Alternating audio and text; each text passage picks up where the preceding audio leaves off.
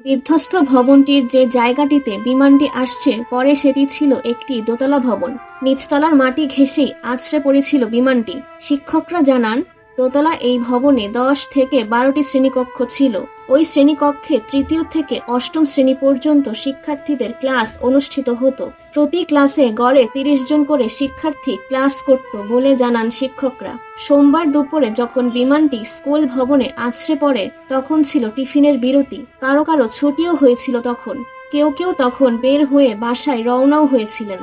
Milestone school ও কলেজের প্রভাষক মোহাম্মদ রেজাউল হক গণমাধ্যমকে বলেন, দোতলা ভবনের প্রতিটি শ্রেণীকক্ষে 30 জনের মতো শিক্ষার্থীদের ক্লাস হতো। যারা দোতলায় ছিলেন তাদের উদ্ধার করা গেছে, আর যারা নিচতলায় ছিল তাদের অনেকেই দগ্ধ হয়েছে। বিমানটি একেবারেই ভবনের মাঝ বরাবর নিচের অংশে আঘাত করেছে, যে কারণে নিচতলার দুই পাশের কক্ষগুলোই ক্ষতিগ্রস্ত হয়েছে। মিস্টার হক বলছিলেন, 2 তলা মিলে 200 এর উপরে শিক্ষার্থী ছিল, আর নিচতলায় ছিল 100 থেকে 120 জন শিক্ষার্থী। তবে নিচতলার শিক্ষার্থীরাই সবচেয়ে বেশি ক্ষতিগ্রস্ত হয়েছে। তিনি জানান, ক্লাস চলাকালীন সময় হলে সাধারণত 200 থেকে 220 জন শিক্ষার্থী থাকার কথা। যেহেতু বিরতি চলছিল, এজন্য এই সংখ্যা কম বেশি হতে পারে।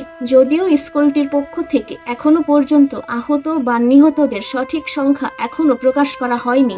এদিন স্কুলের শিক্ষার্থীদের পাশাপাশি এসেছিলেন অভিভাবক ও প্রাক্তন শিক্ষার্থীরাও। তারা আহত ও নিহতদের সঠিক সংখ্যা প্রকাশের জন্য সরকারের কাছে জোর দাবিও জানান। মাইমুনা ইসলাম জিদনি, বার্তাবাহক 24।